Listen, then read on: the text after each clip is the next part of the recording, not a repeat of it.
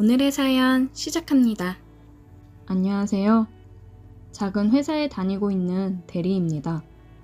만년 대리로 진급 한번 해보고자 사장 시다 역할 하면서 휴일도 반납하며 쫓아다니고 있습니다. 아내는 항상 휴일에도 나가는 저를 보고는 이런 제 속 사정도 모르고 뭐가 그리 못마땅한지 집을 나설 때마다 잔소리를 해댔습니다. 진짜 쉬는 날에도 매번 그렇게 나가야 해? 그런다고 진급시켜준대? 몇 년째야 진짜. 누군 좋아서 아침부터 사장 얼굴 보러 가고 싶겠습니까? 맨날 진급 못한다 구박하면서 그 잔소리 듣기 싫어서라도 열심히 해보겠다고 나가는 건데 어쩜 저렇게 말도 기분 나쁘게 싸대기만 하는지. 나도 편히 집에서 쉬고 싶다는 말이 목구멍까지 차올랐지만 간신히 참고 낚시 가방을 메고 집을 나섰습니다. 어제 저녁에 사장이 전화를 해서는 이번에는 낚시를 가자고 하더라고요. 아주 좋은 낚시 포인트를 알았다고 주말 동안 낚시하러 가자고 했습니다. 낚시라는 게 그렇잖아요. 그냥 던져놓고 하염없이 기다리는 거. 그게 낚시 묘미이면서도 혼자 가서 하기엔 지루하고 적적하기도 하고 텐트 치는 거부터 이런저런 잡일 시킬 사람이 필요하니 저를 부르는 거죠. 혼자 운전해서 가기 힘드니 운전기사는 덤으로 시킬 작정인 거죠. 집안 사정을 핑계로 쉬고 싶었지만 진급심사가 얼마 남지 않았기에 저도 모르게 낚시 좋아한다고 말을 해버렸습니다. 정말 이렇게 먹고 살기가 힘드네요. 전화를 끊고 답답한 마음에 한숨이 나왔습니다. 다음날 아침 차를 끌고 이른 아침부터 사장 집으로 향했습니다. 차를 세워놓고 사장 집으로 올라갔어요. 저는 초인종을 눌렀습니다. 누구세요? 안녕하십니까 사모님. 저 김대리라고 합니다. 아, 김대리님? 잠시만요. 문이 열리고 사모님이 나오시더라고요. 김대리님 오랜만이네요. 잘 지내셨죠? 네, 사모님. 사모님도 잘 지내셨죠? 그럼요. 김대리님 못 본 새 더 잘생겨지셨네. 감사합니다. 사모님도 여전히 아름다우시네요. 어머, 김대리 어쩜 그리 말도 이쁘게 해? 한참 사모님이랑 얘기를 나누고 있는데 사장님이 짐을 들고 나왔습니다. 저는 짐을 받아들고 사장님이랑 차를 타러 내려왔습니다. 김대리님, 조만간 또 봐요. 조심히 다녀오고. 네, 안녕히 계세요. 사장님은 차에 타서 얘기를 하더라고요. 김대리랑 낚시 간다니까 통 믿지를 않더라고. 그래서 올라오라고 한 거야. 요즘 외박을 많이 했더니 의심이 많아졌어. 그렇게 한참을 달려서 낚시터에 도착을 했고 짐을 옮긴 후 열심히 텐트를 치기 바빴고 사장은 벌써부터 자리를 잡고 낚싯대를 던져놓기 바빴습니다. 텐트를 다 치고 저도 낚싯대를 던져놓았고 사장은 준비해온 음식들 먹으면서 술 한잔 하자고 하더라고요. 어차피 낚시는 해지고 야간 낚시가 진짜라면서요. 그럴 거면 굳이 왜 이렇게 일찍 와서 고생을 시키는지. 그냥 집에 있기 싫어서 빨리 나오고 싶어 하는 것 같았습니다. 사모님 아버지 회사에 사장이 그냥 이름만 사장인 거라 사모님 눈치를 많이 보는 것 같았어요. 실세는 사모님이었습니다. 술을 마시면서 어찌나 사모님 흉을 보던지요. 나이 먹어서도 아직도 자기를 아래로 보는 것 같다며 불평불만을 늘어놓더라고요. 그러면서 지금 만나는 여자에 대해서도 얘기를 했습니다. 술이 들어가서 그런지 아니면 사장도 나이를 먹더니 수다가 많아진 건지 별별 얘기들을 다 하더라고요. 저는 묵묵히 공감해주며 같이 술잔을 기울여 줬습니다. 다음날 낚시를 마치고 집으로 돌아왔어요. 짐을 들고 사장 집까지 옮겨줬습니다. 사장은 피곤해서 씻고 바로 자야겠다며 화장실로 들어갔어요. 김대리님, 다음에 내가 도움 필요한 일 있으면 부를게요. 도와줄 수 있어요? 그럼요, 사모님. 언제든지 말씀하세요. 제가 도와드릴 수 있는 건 도와드릴게요. 그래요. 고생 많았어요. 조심히 가요. 네, 안녕히 계세요. 저도 집에 와서 씻고 바로 뻗어버렸습니다. 낚시라는 게 정말 지루하고 힘든 거더라고요. 그리고 한 일주일 정도 흘렀을까요? 사모님이 연락을 해왔습니다. 김대리님, 다름이 아니라 우리 남편이 오늘부터 출장 갔잖아요. 근데 집에 뭘 좀 수리해야 되는데 좀 도와줄 수 있을까? 네, 알겠습니다. 제가 찾아뵐게요. 저는 사모님 전화를 받고 퇴근을 하고 집으로 찾아갔습니다. 왔어요? 네, 사모님. 어떤 것 때문에 그러세요? 아직 식사 안 했지? 여기 와 앉아요. 사모님을 따라 들어가 보니 식탁 위에 맛있는 음식들이 차려져 있었습니다. 어우, 진수성찬인데요? 부탁하실 일은 어떤 거예요? 아, 천천히 얘기해요. 밥부터 먹고. 술은? 뭐로 줄까요? 저 차를 끌고 와서 술은 괜찮습니다. 대리 불러 가면 되지. 와인 괜찮죠? 네, 좋습니다. 김대리가 일을 그렇게 잘한다면서요? 이렇게 일 잘하는 사람이 진급도 빨리 하고 그래야 되는데 아쉽네. 좋게 봐주셔서 감사합니다. 그래도 이번에 진급 심사 있으니까 열심히 하다 보면 좋은 결과 있겠죠. 그래요. 얼른 먹어요. 잘 먹겠습니다. 사모님은 식사를 하면서 부담스럽게 계속 빤히 쳐다보며 웃었고 와인도 계속해서 따라주더라고요. 이 아줌마가 무슨 속셈이 있어서 이러나 생각이 들었습니다. 우리 남편 회사에서는 어때요? 잘 안 붙어 있지? 사장님은 아무래도 외부로 나가셔서 일을 보시는 경우가 많으시니까요. 그래도 회사에 애정 가지고 더 키우려고 노력하시는 것 같습니다. 편들어 주기는. 맨날 나가서 여자들이랑 호텔 가고 그러는 거 다 아는데. 요즘 가만히 보고 있으니까 정신을 못 차리고 점점 밖으로 나돌더라고. 그래서 말인데 김대리가 우리 남편 뒷조사 좀 해봐. 요즘 뭐하고 돌아치는지, 회사에는 언제부터 언제까지 있는지. 알겠지? 제가요? 그 정도는 해줄 수 있지? 잘 생각해봐. 남편보다는 나한테 잘 보여야 될 텐데. 우리 남편 그냥 바지 사장인 거 알지? 네, 알겠습니다. 제가 한번 잘 지켜보겠습니다. 그래, 잘 생각했어. 그리고 김대리가 나한테 또 해줄 수 있는 게 있을 것 같은데? 어떤 걸... 사모는 식탁 밑으로 제 다리를 쓸어 올리면서 저를 보며 아까 그 부담스러운 미소를 짓더라고요. 저는 당황해 와인 한 잔을 벌컥벌컥 마셨습니다. 김대리, 많이 더운가 봐? 땀도 흘리는 것 같은데. 더우면 씻고 가도 되는데. 저 사모님, 이러시면 제가 곤란합니다. 김대리는 만년 대리로 있고 싶나? 지금 김대리 결정에 따라서 어디까지 진급할지 결정될 텐데. 김대리 욕망 있는 사람인 줄 알았는데 내가 잘못 봤나 봐? 저는 고민이 되었습니다. 저보다 어리고 늦게 들어온 후배들이 먼저 진급을 하고 그러는 걸 보면서 많이 패배감도 들고 진급 못할 때 아내의 한숨 섞인 잔소리를 듣는 것도 너무 싫었기 때문에 저는 사모의 제안을 받아들였습니다. 저 확실히 밀어주시는 거죠? 그럼 이제 김 부장으로 불러야 되나? 이렇게 사리 판단이 빠른데 왜 아직 대리였나 몰라. 나만 믿어. 저는 사모를 번쩍 안아들고 침실로 향했습니다. 어머! 내가 이렇게 박력 있을 줄 알았다니까. 사모에게 키스를 하며 점점 더 가까워졌습니다. 사모는 사장이랑 할 때보다 너무 좋다며 어쩔 줄 몰라 하더군요. 아무래도 젊은 남자는 틀리겠죠. 그리고 저는 무엇보다 자신이 있거든요. 한껏 사모를 기분 좋게 해준 후 저는 씻고 나왔습니다. 김 부장, 오늘 너무 좋았어. 내 기대 이상이야.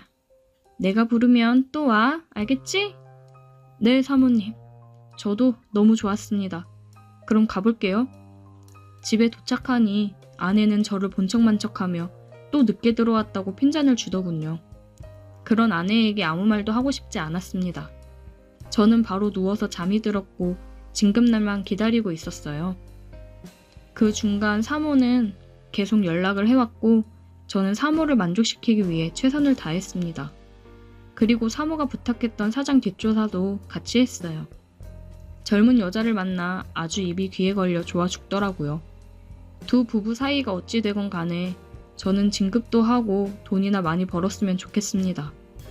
사모가 선물도 사주고 그랬는데 사모한테 들러붙다 보면 저한테는 크게 나쁠 게 없을 것 같아 잘하려고 노력 중입니다. 오늘의 사연 여기까지입니다.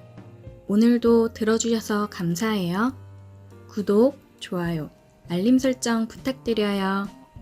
저는 최근 스몰 웨딩을 했습니다. 가장 가까운 친척분만 모신 가운데 아주 조촐하게 한 결혼식이죠.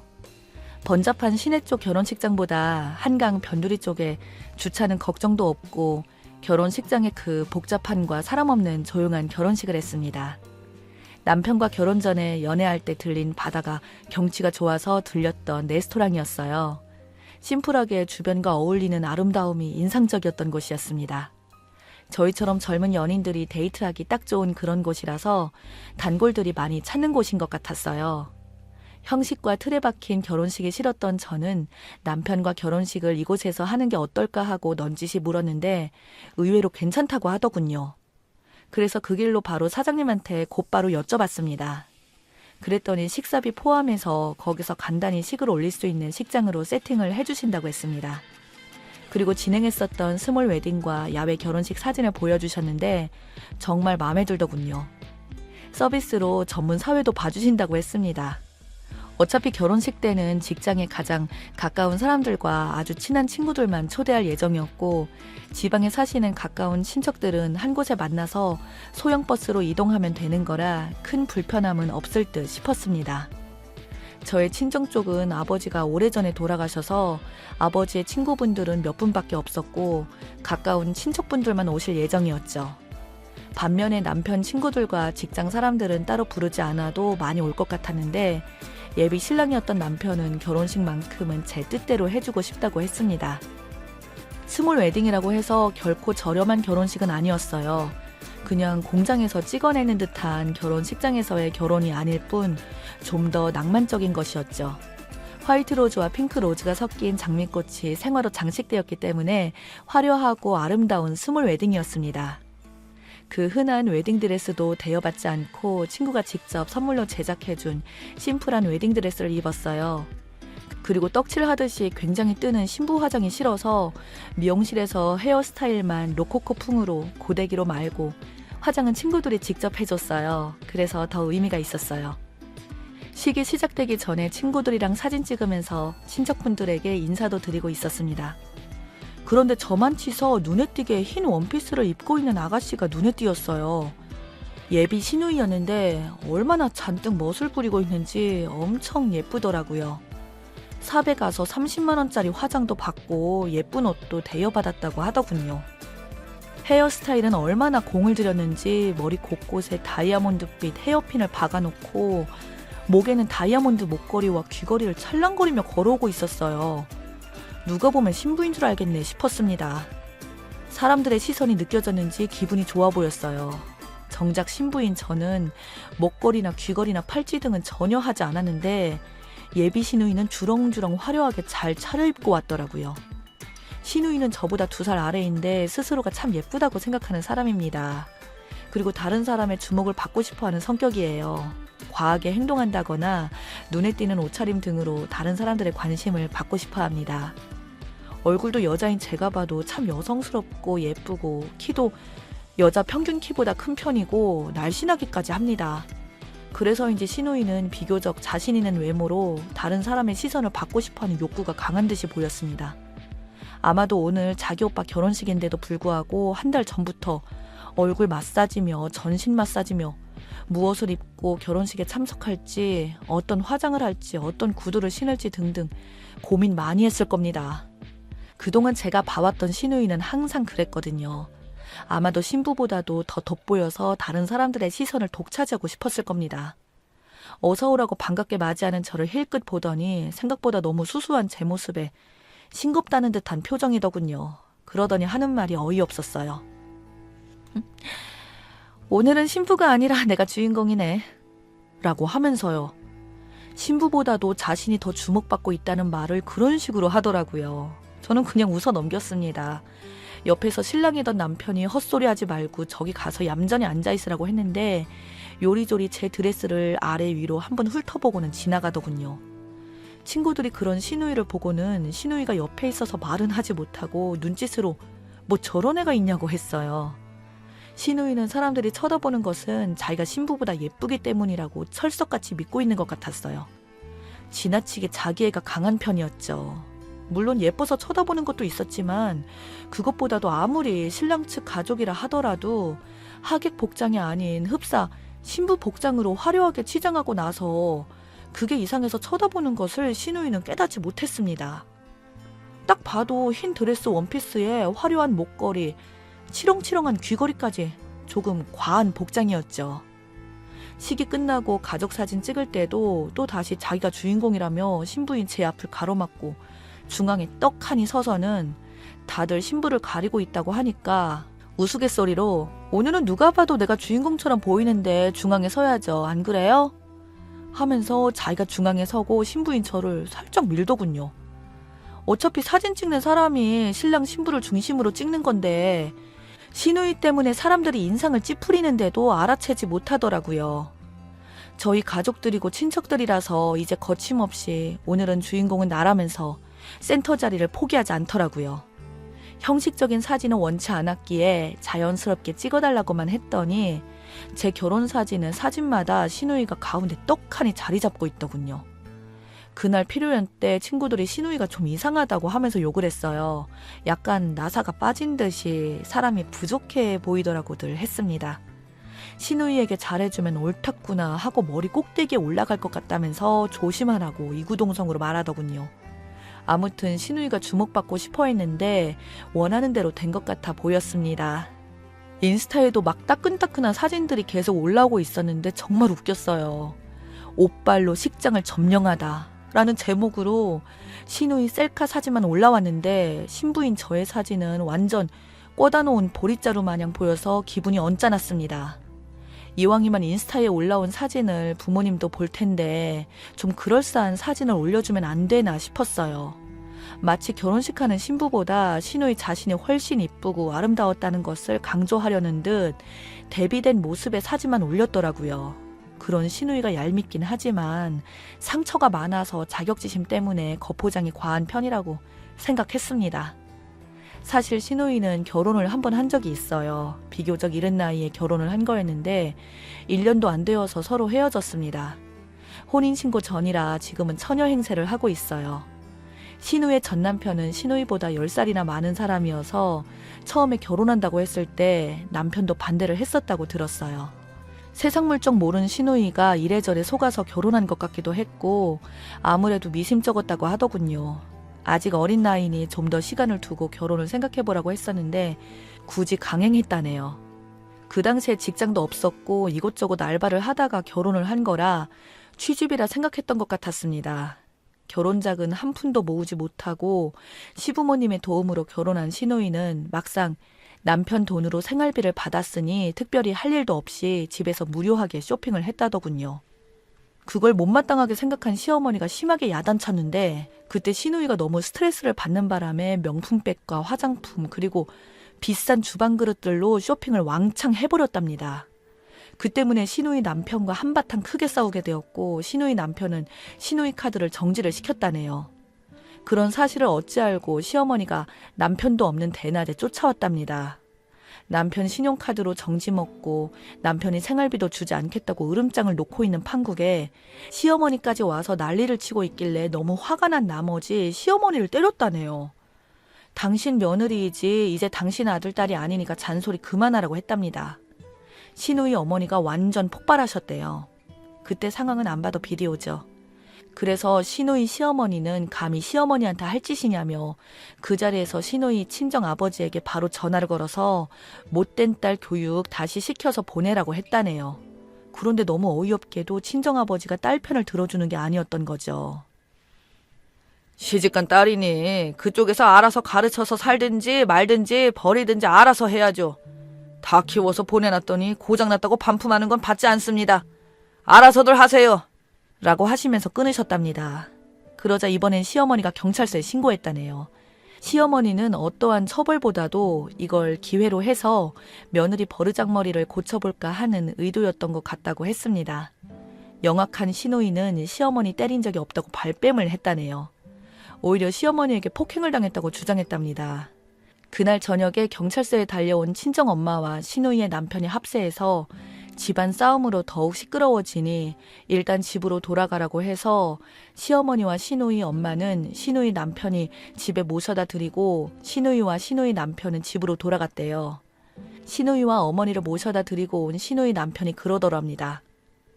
사람이라면 해선 안 되는 일들이 있어. 어머니랑 오늘 이야기했는데 당장 헤어지자. 몸만 나가던지 아니면 이혼 소송 당해서 위자료 주고 가던지 결정해.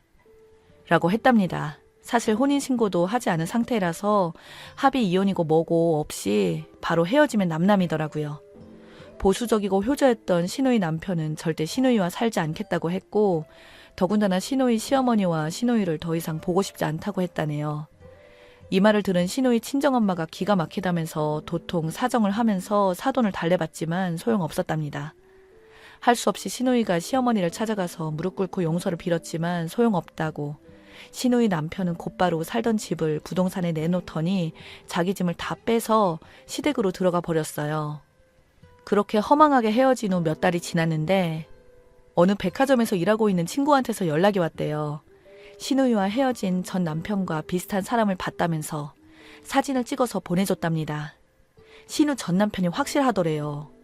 그런데 옆에 만삭인 어떤 여자와 아기용품 매장에서 물건을 고르고 있는 모습이었답니다. 백화점에서 근무한다는 그 친구 말에 의하면 그 아기용품 매장 직원에게 물어봤더니 두 사람이 부부가 분명한 것 같다라고 하더랍니다. 그렇다면 만삭인 여자 뱃속에 있는 아기가 전 남편의 아기란 건지 시누이와 결혼 생활 중에 바람을 피웠다는 것인지 황당했답니다. 그래서 전 남편이 다니는 회사로 찾아가서 단도직입적으로 사진을 보여주면서 따져 물었답니다. 그랬더니 이제 와서 무슨 상관이냐며 오히려 따져 묻고 있는 시누이한테 면박을 주었고 혼인신고하고 잘 살고 있는 자기 와이프를 데리고 백화점 쇼핑한 게 무슨 난리 날 일이라며 남의 회사까지 쫓아왔냐며 한 번만 더 찾아오면 가만두지 않겠다면서 큰 소리로 쪽을 주더랍니다. 헤어지기 전 시누이 몰래 바람 피운 사실에 대해서 따지려고 했었는데 오히려 정신없는 여자 취급만 당했다네요. 시누이는 전 남편에게 물었답니다. 결혼식을 올린 지 한참이 지나고도 혼인신고를 미루더니 그 여자와는 바로 혼인신고를 했다고? 그랬더니 전 남편이 그랬대요. 얼굴이 이쁘니까 좋은 남자 잡아서 잘 살아. 너랑 막상 결혼해보니까 네가 2% 부족한 여자라는 걸 바로 알겠더라. 나도 나이가 많은 데다가 마치 부족한 사람인데 와이프까지 2% 부족한 여자면 곤란하지 안 그래? 마치 결혼하자마자 헤어질 것을 각오했다는 듯한 말을 했답니다. 모욕적인 언사로 자존심이 엄청 상한 시누이가 야, 이 나쁜 놈아, 넌 천벌을 받을 거야 하고 저주 한번 퍼붓고 달리 어쩔 도리가 없었다고 합니다. 전 남편을 만나고 충격적인 말을 들은 시누이는 엄청 마음이 상했고 차라리 전 남편을 만나지 말 것을 후회했다네요. 차라리 모르고 지나쳤으면 좋았을 것을 알고 난 후에 남는 건 상처투성이었다네요. 시누이 오빠인 제 남편은 이런 말을 할 때마다 그랬답니다. 시누이는 전 남편과 헤어진 것은 잘한 것이고 남 탓할 필요 없다고요. 앞으로 네 허물까지 감싸주는 사랑해주는 그런 사람을 만나면 되는 것이니 마음 아파하지 말라고 했답니다. 그대로 시누이는 전 남편에게 받은 다친 마음의 상처 때문인지 좀 과한 언행을 할 때가 종종 있었어요. 저는 결혼 전에 이미 남편에게서 시누이에 관해서 듣고 알았기 때문에 제 스몰 웨딩에서 그렇게 2% 부족한 행동을 하는 시누이를 오히려 짠하게 생각했습니다. 거기서 더 과한 행동만 하지 않기를 바랄 뿐이죠. 시누이가 빨리 진정으로 시누이를 사랑하는 좋은 사람을 만나서 그 사랑으로 아픈 상처가 치유되기를 바랍니다. 우린 어차피 불완전하고 100% 완벽한 인간은 없기 때문에 누군가에게 2% 부족하다느니 하는 말들은 정말 쓸데없는 말인 것 같습니다.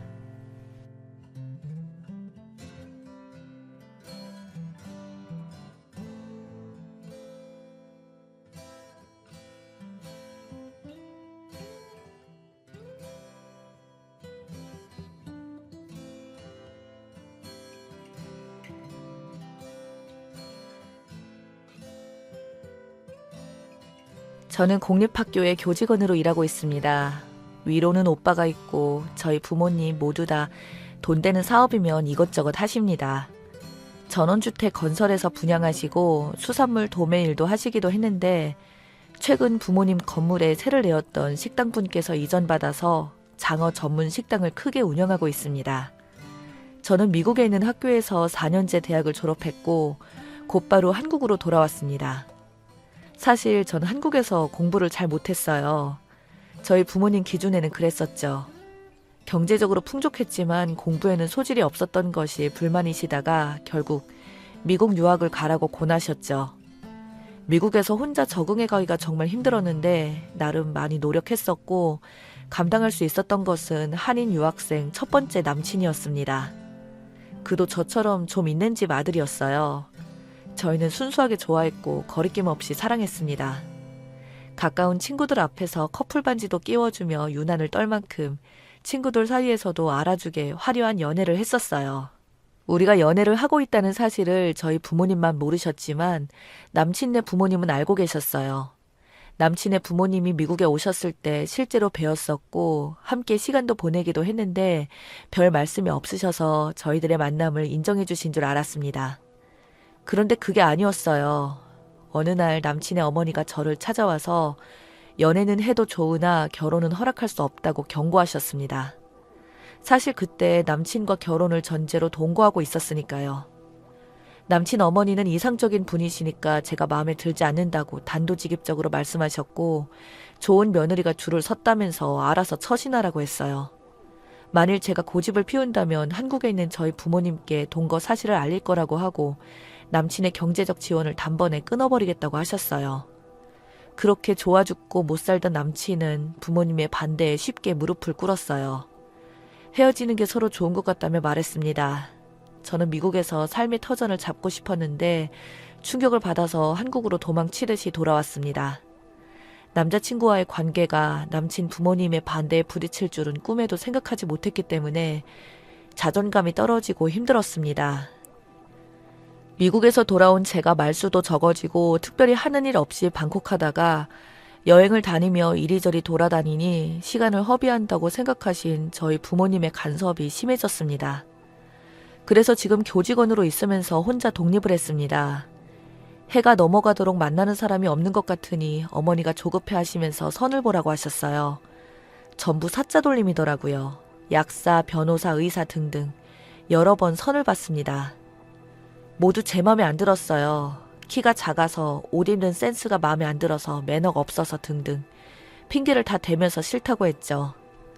그런 와중에 7급 공무원에 합격해서 처음으로 현재의 남친을 만났습니다.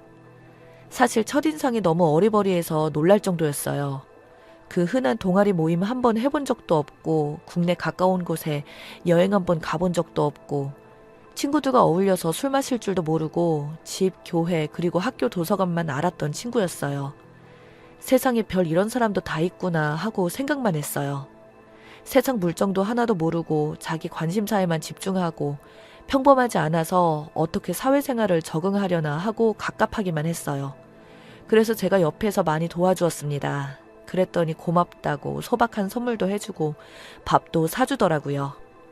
사회 경험이 처음이라 항상 기죽은 상태에서 업무 보고는 해서 사실 안쓰럽기까지 해서 이것저것 조언을 많이 해주면서 저를 많이 의지하게 되었어요. 엄청 적응하려고 노력했고 사회 물이 들지 않아서인지 순수하고 맑은 청년이라 마음이 많이 쓰였습니다. 그러다가 정이 들어버렸죠. 때 묻은 저는 착한 그 사람에게 끌렸고 자꾸 모성 본능을 자극하는 매력에 항상 옆에서 도와주고 싶다는 마음이 사랑으로 변해가는 듯 했습니다.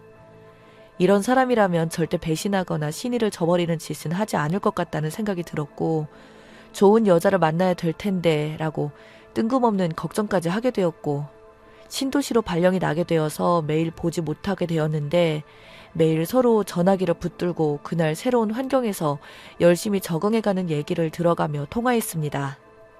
그리고 자동차가 없는 그 친구를 배려해서 직접 찾아가서 만났고 함께 시간들을 보냈습니다. 그쯤 되면 정식으로 사귀자고 할 법도 한데 그 친구는 그런 경험이 없어서 쑥맥이라 그런 말도 할 줄 모르는 것 같아서 그냥 제가 사귀자고 했어요. 제가 그 친구보다 5살 연상 누나입니다. 그는 오히려 얼굴이 빨개지면서 그러고 싶었는데 말을 못했다면서 수줍어하기까지 했는데 저는 그 모습이 너무 귀여웠습니다. 그렇게 사귀기 시작하면서 여행을 한 번도 해보지 못해 안타까운 남친을 위해서 내 차로 여기저기 함께 다녔습니다. 저도 그렇고 남친도 그렇고 너무 좋았죠. 패션에는 1도 관심도 없는 듯 해서 옷도 골라주고 했었는데 제가 코디한 대로 입고 다녔어요. 그가 운전을 많이 하지 않아서 운전이 서툴러서 제가 운전을 더 많이 했습니다. 오피스텔의 집기들도 센스 있게 사다가 디스플레이 해주었고 제가 사다 준 화장품만 바르고 다녔어요. 남친이 귀엽고 사랑스러우니 아낌없이 해주고 싶더라고요. 제가 나이가 있다 보니 먼저 결혼하자고 했습니다. 있으면 있는 대로 없으면 없는 대로 시작하자고 했었죠.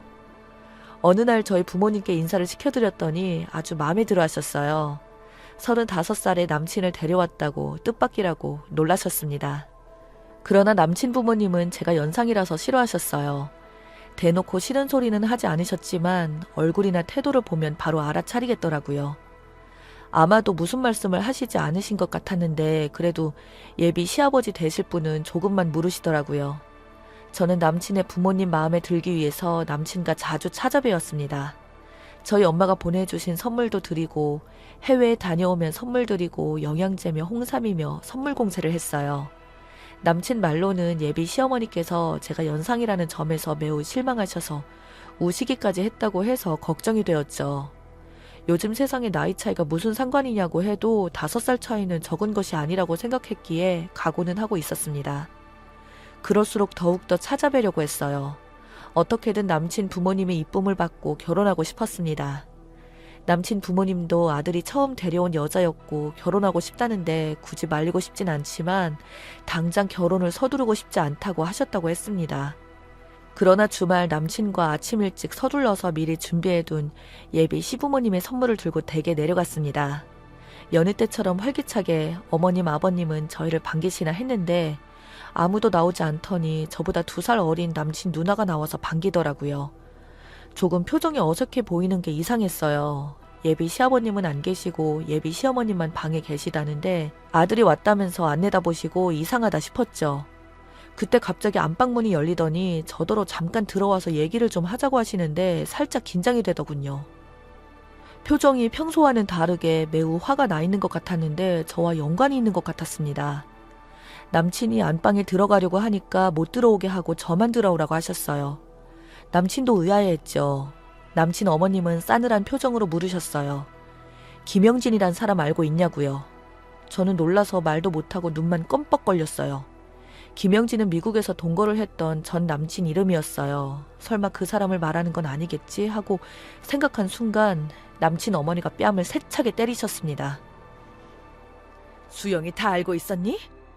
나이가 많아서 왜 과거가 없겠냐고 생각했다만 글쎄 그래도 그렇지. 동거를 몇 년씩은 했으면서 우리 아들을 꼬셨어? 어디 말을 해봐라 아니라고. 저는 아무 말도 못하고 고개만 숙이고 있었어요. 나이가 많아도 아들이 좋다는데 좋은 쪽으로 생각해야지 하고 맘 다져먹고 있었는데 동네 창피해서 어디에 다니지도 못하게 생겼네. 남친 어머님이 동창회를 나갔다가 예비 며느리가 연상이라며 걱정된다며 푸념을 늘어놓았더니 얼마나 인물이 좋았으면 아들이 연상을 좋아하겠냐며 사진을 좀 보여달라고 해서 보여줬는데 동창 중 한 분이 기겁을 했답니다. 바로 그분이 김영진 씨 엄마였다고 했어요. 하필 김영진 씨 엄마랑 남친 엄마가 동창이라니 정말 제가 운이 없었던 거죠. 사실 남친에게도 과거 동거한 사실을 말한 적이 없었습니다. 고민은 했었지만 입 닫으면 모르겠거니 했었습니다. 저는 고개를 푹 숙이고 아무 말도 못하고 나왔습니다. 이제 끝이구나 하고 아무것도 생각이 들지 않았어요. 남친은 그런 나를 쫓아나와서 왜 그러냐고 다그치는데 어차피 알게 될 것이니 과거 미국에서 전 남친과 동거 사실을 말해주었어요. 사실 영원히 속이고 싶었다고 했고 어머니가 아시게 될 줄은 몰랐다며 이제 우리 사이도 끝난 것 같다고 했습니다. 남친은 한참을 말없이 땅을 쳐다보다가 그렇지만 지금은 나를 사랑하잖아요. 나 외에 다른 남자는 없는 거 맞죠? 그래서 그렇다고 고개를 끄덕였습니다. 그거면 된 거라고 아무것도 달라질 것은 없다면서 집에 가서 기다리라고 했습니다. 그러더니 며칠이 지나도 남친에게 연락이 없었습니다. 이렇게 헤어지는구나 생각했습니다. 그리고 연락이 왔는데 뜻밖에도 결혼을 앞당기자고 했어요. 끝까지 결혼을 반대하면 따로 결혼식을 올리겠다고 하니 마지못해서 반승낙을 하신 상태라서 빨리 밀어붙여야겠다고 했습니다. 그렇게 해서 상견례장에 억지로 나오신 남친 부모님의 표정은 웃지 않으셨고 저는 죄인처럼 안절부절 못하고 있었습니다. 저희 부모님도 분위기를 파악하고 심상치 않다는 것을 알아차리시고는 눈치만 살펴보셨고 그때까지도 저희 부모님께서는 미국에서 전 남친과 동거한 사실을 모르고 계셨어요. 형식적인 말만 오간 뒤에 저희 엄마가 구체적인 결혼 절차에 대해 말을 꺼내셨어요. 그랬더니 남친 어머니가 그러시더군요. 원래는 결혼을 이렇게 서두를 생각이 없어서 아무것도 준비된 게 없습니다. 그렇다는 것만 염두에 두시고 최소한 간소하게 하고 싶습니다 하고 말씀하셔서 놀랐는데 아니나 다를까 신혼집은 원래 남자 쪽에서 해야 하는 거지만 아시다시피 취업한 지 얼마 안 되어서 모아놓은 돈도 없으니 그쪽에서 서두르셨으니 아쉬운 대로 신혼집 장만은 그쪽에서 해주셨으면 좋겠습니다 하고 얼굴색 하나 변하지 않고 말씀하시더라고요. 그 말에 모두를 깜짝 놀랐어요. 단도직입적으로 34평 포스트코 더샵 가격이 5억 3천 정도 하던데 그걸로 집해주시면 따로 예단 예물은 생략하기로 하죠. 저희 아들 몸뚱어리만 보내겠습니다. 어이없구나 생각되시면 결혼 물리시면 됩니다. 남친 어머니가 작정한 듯이 완전 굳은 표정으로 또박또박 말씀하시는데 저는 간이 콩알만해졌습니다. 남친은 어머님한테 왜 그러냐고 눈치 주고 안절부절 못하고 있었어요. 그래서 저희 엄마가 말씀하셨어요. 혹시 이 결혼이 마음에 안 드시는데 아드님 때문에 억지로 나오셨냐고요. 그랬더니 남친 엄마가 저희 엄마를 똑바로 쳐다보면서 하신 말씀이 그쪽 같으면 며느리 될 아가씨가 5살 연상인데다가 수년 동안 다른 남자랑 동거한 사실을 깜찍하게 숨기고 아들한테 접근했다면 그래도 이 결혼하라고 보내실 건가요? 그렇게까지 결혼이 하고 싶어서 안달이 난 쪽에서 집과 결혼 비용 다 내고 하고 싶으면 하셔야죠. 그러자 그 말을 들은 저희 부모님이 들고 일어나서 무슨 막말을 하냐고 테이블을 치고 뚜껑이 열리셨습니다. 남친도 자기 엄마를 제재시켰어요. 이미 엎질러진 물이었습니다. 남친 엄마는 더 큰 소리로 저희 부모님께 당당하게 말씀하셨습니다. 저는 우리 아들이 과거 있어도 좋다고 하니까 어쩔 수 없이 결혼하라고 했지만 사실 해도 그만 안 해도 그만입니다. 단 하시려면 따님 포장 잘해서 보내세요. 하시고는 상견례 자리에 나가셨습니다. 뒤따라서 남친 아버지도 헛기침만 하시고는 인사만 하고 나가버리셨고요. 저희 부모님은 어이없어 하고 저를 쳐다봤는데 쥐구멍이라도 있으면 숨고 싶었습니다. 세상에 태어나 이런 수모를 당해본 적이 없으셨을 텐데 딸 때문에 이런 일을 당하셨으니 고개를 들을 수가 없었어요.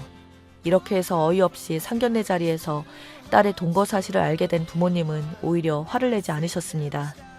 저에게 부모가 반대하는 결혼을 하게 되면 절대 안 되는 법이라고 달랬습니다. 남친은 다시 들어와서 꼭 설득해서 결혼하고 싶다고 하면서 저희 부모님께 무례하게 한 점 사과드린다고 고개를 숙였습니다. 하지만 저희 부모님은 이 결혼 안 된다고 하시면서 여기서 그냥 끝내자고 하셨습니다. 남친은 아무 말도 못하고 보면서 있었고 저도 더 이상 말을 할 수가 없었지만 사실 남친과 헤어지고 싶지 않았습니다. 하지만 남친 어머님이 저렇게 싫다고 하시니 무시하고 결혼한다 해도 행복할지 너무 고민이 되네요. 일단 저희 부모님 말씀대로 결혼은 보류하고 좀 더 지켜본 뒤에 생각해봐야 할 듯 싶습니다.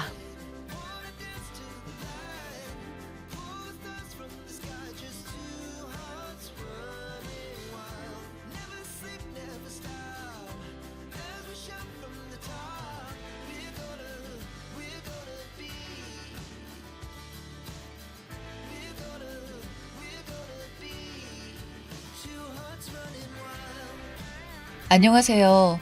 진짜 미치고 팔짝 뛸 만한 일이 있어서 여기에 글을 씁니다. 거두절미하고 본론만 말하겠습니다. 두서가 없더라도 이해 부탁드릴게요. 연애 시절부터 저는 결혼은 필수사항이 아니어서 안 해도 된다고 말하곤 했어요. 이렇게 남편을 만날 때마다 강조했던 부부는 결혼을 하더라도 아이 없이 지낼 거라고도 이야기했고요. 남편도 저의 의견에 동의했었고 우리 둘만 사랑하면 되지 전혀 문제될 거 없다며 아기는 남편도 생각조차 안 하고 있다는 식으로 말하고는 했죠. 연애하고 4년 차에 상황이 물 흐르는 대로 결혼을 하게 되었고 양가 부모님께는 아이 없이 딩크로 지내겠다 말씀을 드렸어요. 친정은 합의된 사실이면 편한 대로 하라고 하셨고 시댁은 어머님이 썩 마음에 들진 않으셨지만 남편 생각도 그렇다 하니 아무 말이 없으셨어요. 그리고 결혼을 하고 7개월이 조금 넘었네요. 그런데 요즘 들어서는 남편이 아이를 원하는 눈치입니다. 사랑을 하는데 눈치를 보다가 없이 하려고 한다든지, 물론 제가 위험하다고 생각하며 안 한다고 합니다. 아이들 있는 곳에서는 저 애들 좀 보라며 너무 예쁘지 않냐 그러네요. 또 아기 옷 파는 가게 아시죠? 작은 마네킹에 잘 보이게 진열해 놓잖아요. 지나가다가 그 앞에 딱 멈추더니 여자애들 옷은 진짜 너무 이쁘다며 인형 옷 같지? 그치 자기야? 이런 이야기를 하기에 물었어요. 오빠, 아기 갖고 싶어? 요즘 들어 자꾸 이러네. 그랬더니 아기를 원한대요. 본인 부모님들도 손주를 원하신다 그러고요. 전 애초에 아이 생각 없다 얘기했고 남편도 동의했으면서 이제 와서 이러는 거 너무 어이없어요. 아이를 갖는다는 마음이 손바닥 뒤집듯이 쉬운 것도 아니고 저는 전혀 생각이 없습니다. 하다못해 TV를 봐도 스트레스를 줍니다. 일요일 예능에 아빠가 아이들을 케어하는 프로그램 보면서 아기가 있으면 남편도 저렇게 잘할 수 있다며 제가 듣는 앞에서 호기롭게 얘기합니다. 하루는 시댁을 갔는데 어머님의 친구 손주가 너무 이쁘더라. 친구 손주 재롱에 시간 가는 줄 몰랐다는 등의 이야기를 하시더라고요. 제 앞에서 그런 이야기를 하시는 것도 좀 불편해서 자리를 피하려고 하는데 남편이 옆에 오더니 엄마가 자꾸 그런 이야기로 스트레스 주면 더 아기가 안 생기니까 그냥 모른 척하고 기다리세요. 라고 하는 거예요. 너무 황당하고 어이가 없었죠. 집에 와서 따지고 들었더니 손주를 부러워하시는 부모님이 너무 안쓰러워서 대충 둘러댄 거라고 하더군요. 나 원참 그럴수록 희망 고문을 하면 안 되는 거 아닌가요? 그러더니 아니나 다를까 그 뒤부터는 어머님이 수시로 전화 오셔서 혹시 아기 가질 생각은 없냐고 물어보십니다. 몇 번 대응을 하다가 차단한 상태고요. 뭐라고 이야기를 해야 할까요? 전 정말 낳을 생각이 없고 제 일을 계속하고 싶어요. 또 육아는 좀 힘든가요? 지금이야 넌 낳기만 해라. 내가 다 키울게. 하지만 낳고 나면 뒤치다꺼리는 제가 다 할 거 뻔히 보이고 주변 친구들 보면 지옥 육아에 힘들어하는 거 한두 명이 아닙니다. 제 몸 망가지는 것도 싫고 출산도 싫었어요. 결혼하면 얘가 어쩌겠어 하는 마음으로 대충 제 비위를 맞춰주는 척 하다가 지금 와서 본색을 드러내는 것 같아서 괘씸하기도 하고 제 뜻을 뻔히 알면서 자꾸 마음을 떠보니 진짜 미칠 노릇이네요. TV며 길거리를 다닐 때며 아이들만 있으면 은근히 아이들이 예쁘다 떠보는데요. 정말 어떻게 해야 할까요? 조언 부탁드립니다. 추가합니다. 댓글 다 읽었습니다. 남편은 한 번도 딩크라 생각하고 산 적이 없다라는 글을 보니 정말 열이 올랐습니다. 시술하라는 댓글을 읽고 점검 전에 제가 시술하겠다니 펄쩍 뛰며 절대 안 된다네요. 그러길래 그럼 오빠가 시술하라고 했더니 왜 본인이 시술을 하냐고 계속 화를 냅니다. 서로 말을 하다가 끝내 뺨 한 대를 맞았습니다. 네가 언제까지 젊은 것 같냐면서 씩씩대더니 손찌검을 해서 미안하다며 생각 좀 하고 온다면서 나갔습니다. 저도 너무 어이가 없고 맞은 것도 기가 막혀서 서러워서 울다가 진정 좀 하고 글을 추가합니다. 전 예체능 종사자고요. 너무 다행스럽게도 수입이 꽤 들어오고 있어서 남편과 거의 비슷하거나 제가 더 버는 달도 있습니다. 빚이 있어도 혼자여도 부족하지는 않아요. 비록 짧은 기간이었지만 그동안 가정의 기여도도 남편은 거의 없음에 가깝고요. 제가 프리랜서로 일하다 보니 연주나 수업이 없는 시간은 다 자유라 대부분 제가 부담했어요. 몸을 쓰는 직업이다 보니 임신 기간이 절대적으로 방해라고 생각을 했고요. 이 모든 이유를 들어 이야기를 해도 돈은 자기가 벌 테니 걱정 말고 다시 생각해보라네요. 말도 안 되죠. 제가 더 잘 버는데 이해를 못하는 것 같습니다. 딩크를 반복하는 것도 이혼 사유지만 뺨을 때렸다는 것으로 이혼의 사유가 또 생기고 말았네요. 제 지인이 변호사라 자초지경을 설명하고 내일 얼굴을 보기로 했습니다. 가정의 기여도도 별로 없으니 자기가 뭐 챙겨갈 건 있을까요? 지금 제 마음이 화가 너무 나서 글이 정리가 안 되네요. 틈봐서 다시 추가할게요. 감사합니다. 추가합니다. 내일 출근도 해야 하고 곧 들어올 것 같아서 간단히 짐을 싸서 친구네서 하루 신세지기로 했습니다. 대충 이야기는 들었어. 네가 언제까지 젊고 잘 나가겠어. 애도 낳을 수 있을 때 낳는 거야. 뒤늦게 낳는다고 후회하지 말고 한 살이라도 젊을 때